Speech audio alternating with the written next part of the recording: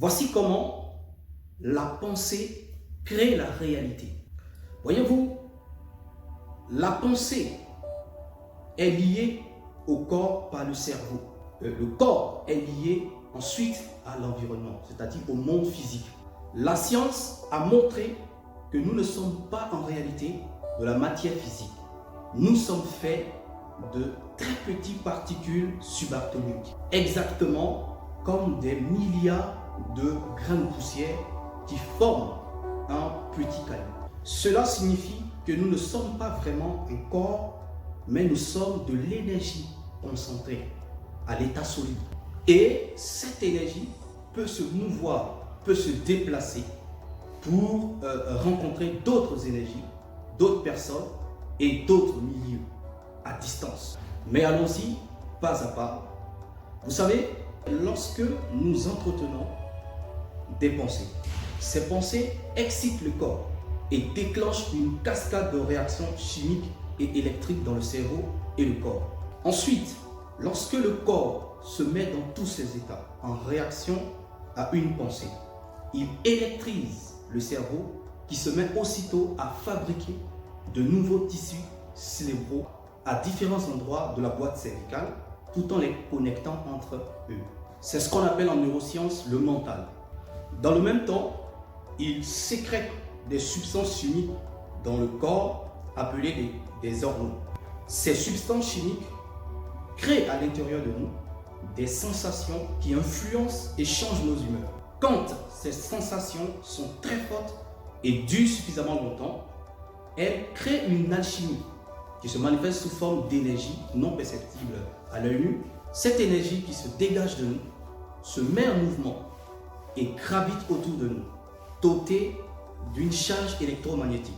La même énergie, appelée aussi onde, contient des informations ou des messages qui peuvent être reçus à distance par autrui au travers du champ quantique. Là où absolument tout est relié. Un peu comme le signal d'une radio qu'on peut capter à distance et recevoir des messages.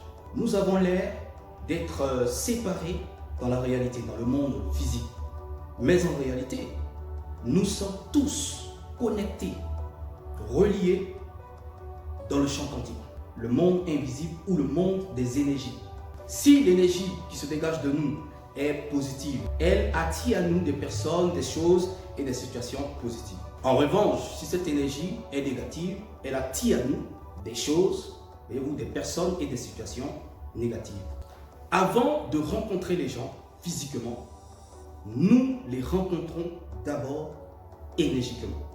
Cela peut se manifester sous forme de rencontres hasardeuses, alors qu'en réalité, nos énergies avaient déjà commencé leur attraction en nous conduisant dans les mêmes endroits. Avant de communiquer avec les gens verbalement, nous communiquons d'abord énergiquement. C'est lorsque l'énergie électromagnétique qui se dégage de nous correspond ou s'harmonise avec l'énergie d'autrui que nous nous rapprochons, que nous nous rencontrons et que nous finissons par devenir amis, voyez-vous, partenaires, collaborateurs ou amoureux. D'où l'adage qui s'assemble se ressemble. Lorsque nos énergies ne s'harmonisent pas, nous ne nous rencontrons pas parce que nous empruntons des chemins différents. Donc il est impossible que nous puissions nous rencontrer. Cela signifie qu'il n'y a aucun hasard. Nous ne nous rencontrons pas dans la vie par hasard. Nous ne nous retrouvons pas non plus dans des situations particulières par hasard. C'est là que nous rentrons pleinement dans la loi d'attraction. En ce qui concerne l'argent par exemple, nous n'attirons pas l'argent. Nous attirons plutôt des personnes, des circonstances et des opportunités qui conduisent à l'argent. Si nous attirions l'argent, l'argent viendrait directement à nous comme par magie sans intermédiaire, ou il nous tomberait directement du ciel.